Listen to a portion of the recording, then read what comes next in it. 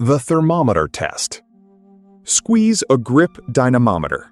If you are in the bottom fifth for your age, your odds of dying in the next decade go up sharply. That is a real finding from real cohort studies, and it has been repeated on every self-improvement channel on this website, usually with the same instruction attached. Start squeezing a tennis ball and buy yourself years. Here is the problem. Nobody has ever shown that making your hands stronger makes you live longer. Grip strength is a thermometer. Squeezing harder is like holding a lighter under the thermometer and calling yourself cured. And once you see the shape of that mistake, you start seeing it everywhere, in 10 of the most repeated health facts on the internet. Some of them collapse completely. Some of them survive, and I will tell you which ones, because 3 of these 10 actually do have causal evidence behind them, and you should keep doing those. The one I would bet money on being the biggest waste of your time is number 4, and it is probably already in your morning routine. To separate genuine biology from statistical illusions, you only need 3 forensic questions. Think of this as your thermometer test. First, was anyone ever randomized, or are we just observing how people naturally live and calling the difference a cure? Second, does the effect survive baseline sickness controls, or does the habit vanish the moment you account for wealth, existing disease, and sleep? Third, does causation run backward, where declining health creates the habit rather than the habit creating the health? We are going to keep score out loud on every single one. The grip trap. You feel the knurled metal digging into your palms as you squeeze a spring-loaded gripper at your desk, counting your reps and convincing yourself that you are actively securing an extra decade of life. The data behind this belief looks airtight at first glance. Massive longitudinal trials, including the Prospective Urban Rural Epidemiology study, tracking over 140,000 people across 17 countries, found that every 11-pound drop in grip strength was associated with a 16% higher risk of death from any cause, and a 17% increase in cardiovascular death from any cause. It outperformed systolic blood pressure as a statistical predictor of mortality. Here is why your hand gripper is completely useless for life extension. Grip strength in an observational cohort is not an active driver of longevity. It is a low-cost, peripheral readout of your entire biological reserve. It reflects your total lifetime lean muscle mass, your neurological firing efficiency, your background inflammatory burden, and the cumulative damage across your vascular system. When underlying systemic illness, subclinical cardiovascular decline, or advanced cellular aging begins to take hold of your body, your peripheral strength deteriorates first. The weakness in your fingers is an early smoke signal, not the fire. When you sit at your desk squeezing a rubber ball or a grip spring, you are artificially driving up the number on a dynamometer while leaving the underlying engine completely untouched. You cannot rescue declining mitochondrial density, arterial stiffness, or total body muscle atrophy through your finger flexors. If you want the survival advantages that grip strength reflects, you have to train the compound multi-joint chassis that actually powers your body. Loaded carries, heavy compound lifts, and high-intensity cardiovascular work that forces systemic adaptation across your heart, lungs, and skeletal frame. On the thermometer test, isolated grip training scores 0 out of 3. The breakfast myth. You wake up with your stomach quiet and flat, completely indifferent to food, yet you walk straight into your kitchen and force down a bowl of oats or eggs because you have been told since childhood that skipping the first meal of the day permanently slows your metabolic rate and triggers uncontrollable weight gain. The observational literature seemed definitive. Decade after decade, Large nutritional surveys consistently showed that people who regularly eat breakfast have lower body mass indexes, better insulin sensitivity, and significantly lower rates of coronary heart disease. The conclusion broadcast across the world was simple. Breakfast is the most important meal of the day, and skipping it ruins your metabolic engine. That entire narrative disintegrated the moment researchers stopped looking at surveys and started running randomized controlled trials. When the Bath Breakfast Project and subsequent meta-analyses actually randomized participants to either consume breakfast or fast until noon, the metabolic magic vanished. Skipping breakfast does not slow your resting metabolic rate by a single calorie. It does not cause compensatory afternoon binge eating that exceeds the calories you skipped. In fact, the randomized trials showed that breakfast skippers consistently ended their day with a slight net caloric deficit compared to breakfast eaters. The reason the observational data lied to you is a massive confounding variable named lifestyle patterning. In observational surveys, people who habitually skip breakfast are far more likely to be shift workers, heavy smokers, chronically sleep-deprived individuals, and people living with chaotic, high-stress routines. The morning meal was never the protective mechanism. It was simply a behavioral marker for people who had the luxury of a predictable schedule and a health-conscious lifestyle. You forced down food you did not want to satisfy a mathematical illusion.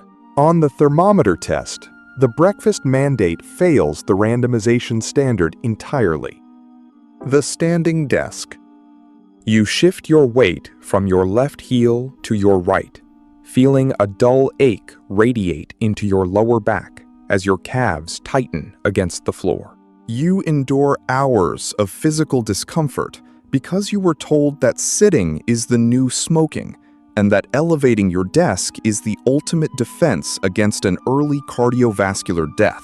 The panic started when massive epidemiological cohorts revealed that people who sit for more than 8 hours a day face a dramatic increase in all-cause mortality and heart disease, even if they occasionally hit the gym. The wellness industry responded immediately with a mechanical solution. If sitting kills, standing must heal. Here is the substitution problem nobody told you about. When researchers placed high-precision accelerometers on over 80,000 individuals in the UK Biobank and tracked their cardiovascular outcomes over 7 years, they uncovered a blunt physiological reality.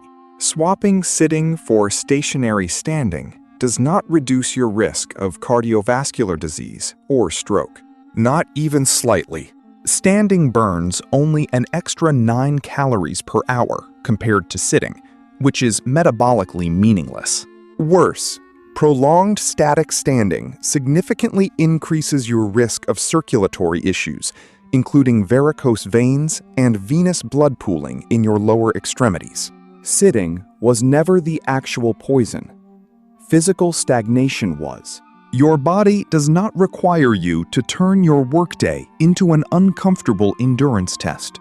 The biological mechanism that clears triglycerides from your bloodstream, activates lipoprotein lipase, and maintains insulin sensitivity is dynamic muscular contraction. What protects your arteries is not freezing yourself in an upright position.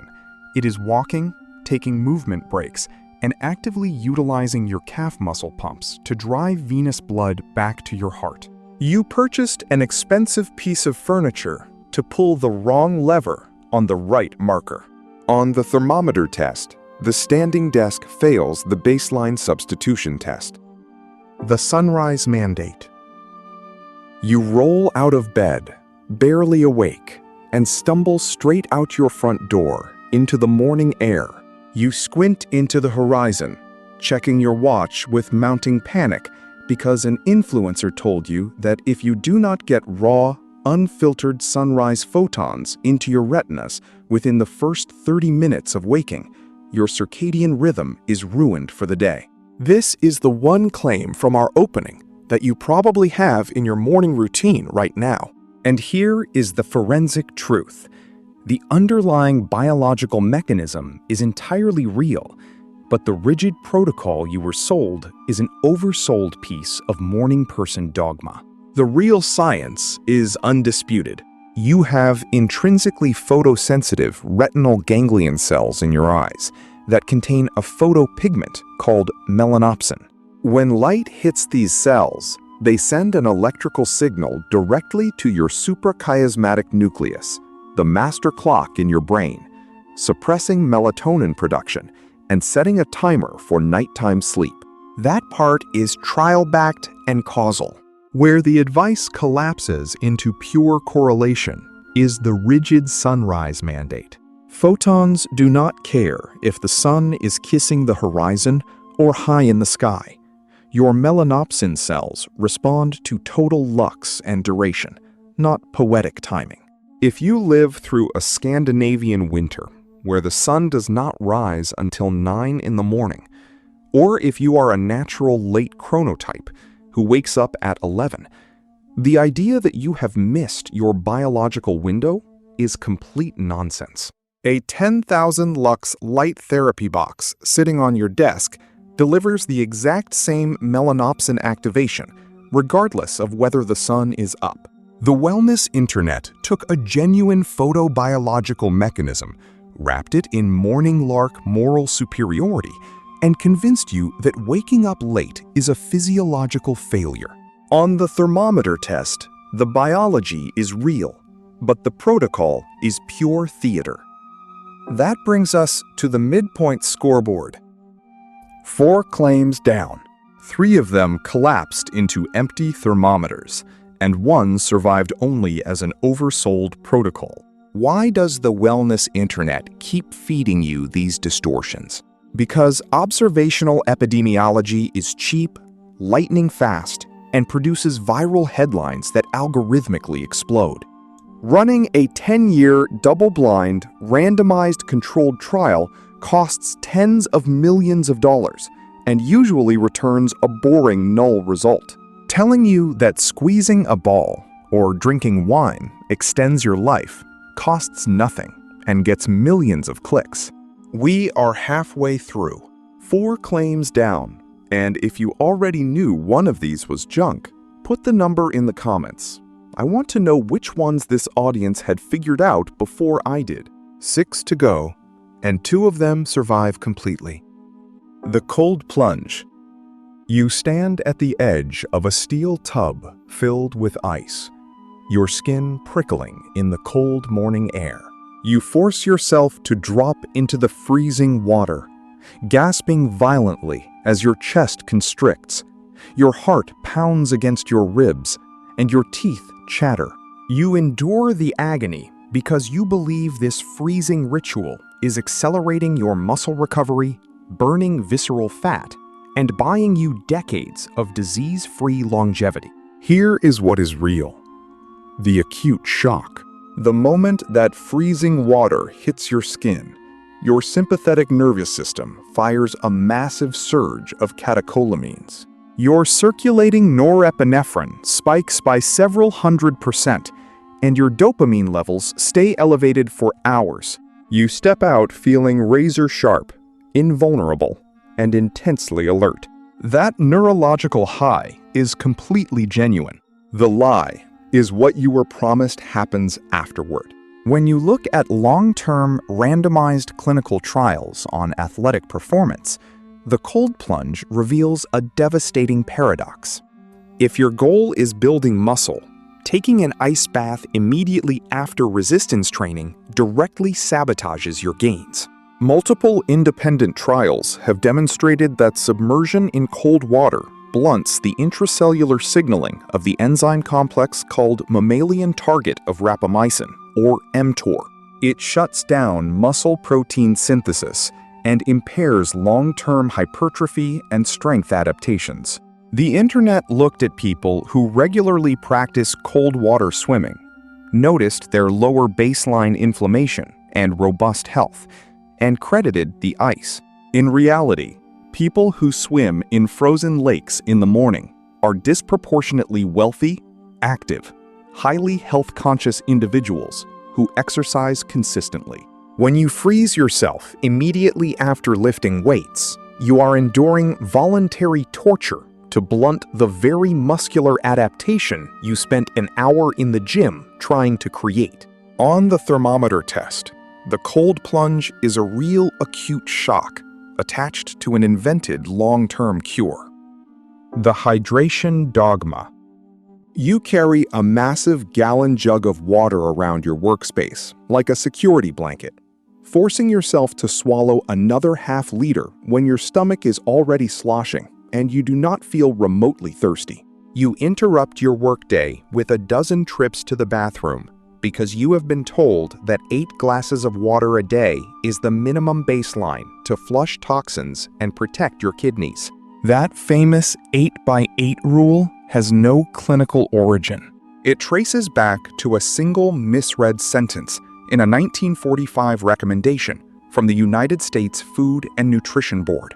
The document stated that an adult requires about 2.5 liters of water a day, but everyone ignored the crucial sentence that followed immediately after.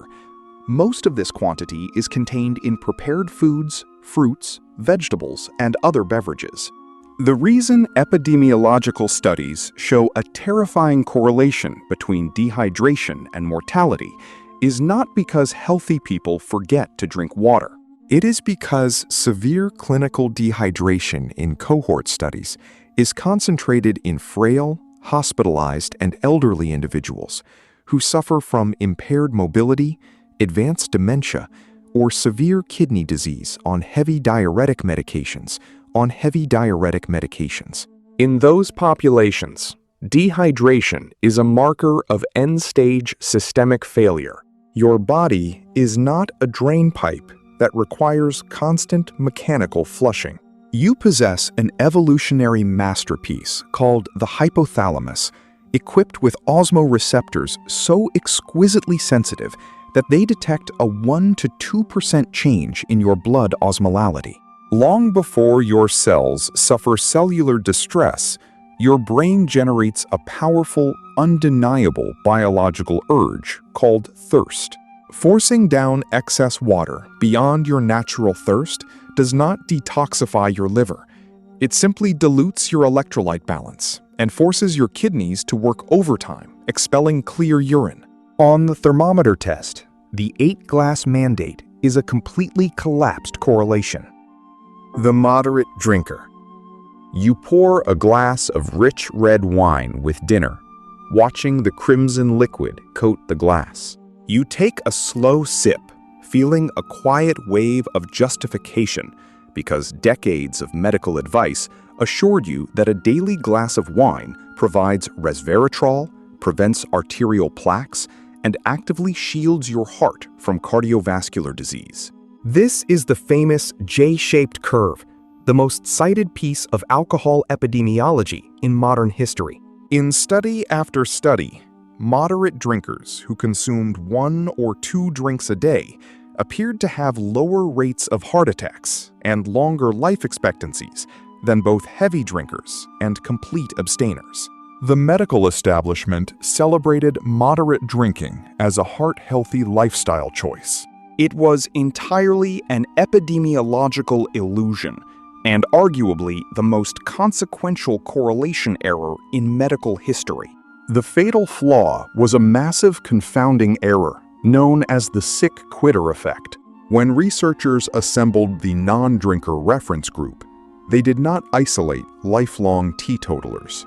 They pooled everyone who currently drank 0 alcohol. That group was overwhelmingly contaminated with former heavy alcoholics who had to stop due to liver disease, alongside individuals who stopped drinking because of severe chronic illnesses, cancer treatments, or advanced chronic vascular medications. The non-drinkers were not sicker because they avoided alcohol. They avoided alcohol because they were already dying. The truth was finally settled using Mendelian randomization, a massive genetic natural experiment tracking hundreds of thousands of individuals. By analyzing genetic variants that naturally alter alcohol metabolism from birth, researchers eliminated the sick quitter confound completely. The result was indisputable. There is zero protective threshold. Every additional unit of alcohol consumed produces a linear, dose-dependent increase in your risk of high blood pressure, coronary artery disease, stroke, and 7 distinct types of cancer. Alcohol is a toxic, cell-damaging carcinogen that bad statistics disguised as medicine. On the thermometer test, the moderate drinking health claim collapses completely. The multivitamin. You uncap a plastic bottle, tip a large, chalky capsule into your palm, and swallow it down with a glass of water. You feel an immediate wave of reassurance, telling yourself that no matter what your diet looks like today, you have successfully bought an insurance policy against chronic disease and early death. The observational data supporting daily multivitamins once looked overwhelming. In massive public health surveys, people who took a daily multivitamin had lower rates of heart disease, lower cancer incidence, and lived longer than non-users. For decades, the wellness market told you that swallowing 20 synthetic micronutrients in a single pill was essential longevity hygiene. When researchers put multivitamins to the ultimate clinical test in massive randomized controlled trials, the entire house of cards collapsed. The Physicians' Health Study 2 followed more than 14,000 doctors over a decade, and comprehensive systematic reviews by the United States Preventative Services Task Force analyzed data across hundreds of thousands of participants. The conclusion was unsparing. For well-nourished adults with no specific diagnosed clinical deficiency, daily multivitamins provide zero reduction in all-cause mortality, zero protection against cardiovascular disease, and zero reduction in cancer risk. The correlation that tricked you is the classic healthy user effect. In observational studies, people who buy and consistently take daily multivitamins are disproportionately wealthier, eat higher quality whole foods, exercise regularly, smoke less, and possess high health literacy. The multivitamin was never the active agent keeping them healthy. It was simply an expensive receipt of an already health-conscious life. Swallowing a synthetic pill does not recreate the complex synergy of whole food nutrition, fiber, and phytonutrients. You were paying premium prices for bright yellow urine. On the thermometer test, the multivitamin collapses completely. The 8-hour sleep. You wake up in the dark, glance at the clock on your nightstand, and realize you only have 5 hours left before your alarm goes off. Your heart begins to race, not because you feel exhausted, but because you remember reading that getting less than 8 hours of sleep dramatically increases your risk of early mortality, heart attacks, and neurodegenerative disease. Here is the good news. We have our second official survivor, though it requires trimming away a massive layer of epidemiological panic. If you have seen frightening graphs showing a U-shaped mortality curve, where sleeping less than 7 hours or more than 8 hours kills you early, you are looking at pure reverse causation. In population cohorts, people who sleep 9 or 10 hours a day are not dying from too much sleep. They are dying because long sleep is a primary symptom of underlying chronic diseases, severe depression, sleep apnea, and terminal immune exhaustion. The long sleep risk is a thermometer. The survives the thermometer test unconditionally is the biological damage of actual sleep restriction. In rigorous randomized crossover trials, where healthy individuals are restricted to 4 or 5 hours of sleep, the damage is immediate and causal. Within just a few nights, your insulin sensitivity plummets to pre-diabetic levels. Your prefrontal cortex suffers measurable cognitive degradation. Your resting cortisol surges, and the activity of your natural killer immune cells drops by as much as 70%. You do not need to obsess over hitting exactly 8 hours on a sleep tracker, because individual sleep architecture varies across different chronotypes and genetics. But you cannot negotiate with sleep restriction. The biological machinery that clears metabolic waste from your brain and repairs your vascular walls requires an uninterrupted sleep window. On the thermometer test, sleep biology survives as a genuine causal pillar. The exercise engine. You feel the knurling of a heavy barbell pressing into your hands, or your lungs burning as your feet strike the pavement on a steep incline. Your muscles shake under the load. Your heart pounds at near maximum capacity, and every instinct in your brain begs you to stop. This is our third and ultimate survivor, and it resolves the exact paradox we opened with. Remember the grip strength claim? Grip strength was never the cure. Grip strength was merely a crude, low-resolution thermometer reading the output of this exact biological engine. When you perform progressive resistance training and high-intensity aerobic exercise, you are not manipulating a superficial marker. You are physically rebuilding your physiological chassis. The randomized interventional evidence behind progressive exercise is the strongest in the history of medical science.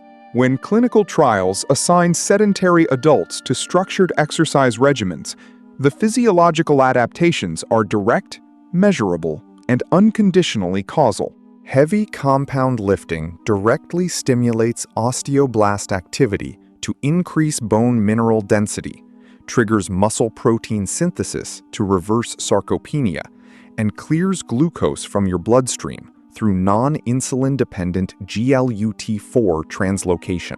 High-intensity aerobic conditioning increases your left ventricular stroke volume, drops your resting blood pressure, preserves mitochondrial density, and stimulates brain-derived neurotrophic factor to drive neurogenesis in your hippocampus.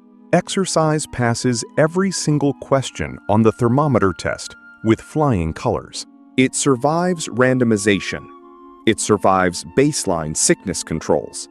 And the causal arrow runs straight from physical strain to cellular adaptation. You cannot buy this protection with a hand gripper, a standing desk, or a multivitamin. You have to generate the mechanical tension and cardiovascular demand yourself. On the thermometer test, progressive exercise is 100% causal. That leaves us with our final tally. Out of 10 widely accepted health rules, exactly 3 possess genuine causal backing. Photic melanopsin activation to anchor your master clock, protecting your baseline sleep to preserve cellular function, and progressive muscular and cardiovascular exercise to build physical reserve. Everything else was an uncalibrated thermometer, an oversold protocol, or an epidemiological illusion. Because this channel holds itself to the exact same forensic standard we apply to others, here is our honesty audit on the contested edges of this data. The light mechanism survives, but individual chronotypes mean your optimal exposure time is personal, not universal. Sleep biology is causal, but emerging data shows that strategic weekend sleep debt recovery is more forgiving than strict dogma suggests. And while exercise is unconditionally causal, the optimal distribution between resistance and endurance training remains actively debated across exercise physiology. We invite your forensic scrutiny on every single claim we made today. If you have clinical trial data that challenges any of these verdicts, lay it out in the comments. There were 3 other massive claims that did not make today's final 10. Passive task stacking for cognitive focus, magnesium threonate for deep sleep architecture, and cold showers for metabolic rate. Put the one you want us to run through the thermometer test next in the comments below. This entire video exists because viewers like you challenged the observational data in our previous breakdowns. If you want to see the exact statistical mechanics of how bad health science gets manufactured, your next stop is the deep dive playing on your screen right now, where we dissect the 5 biggest statistical lies in modern medicine. Click that video and let us break down the data.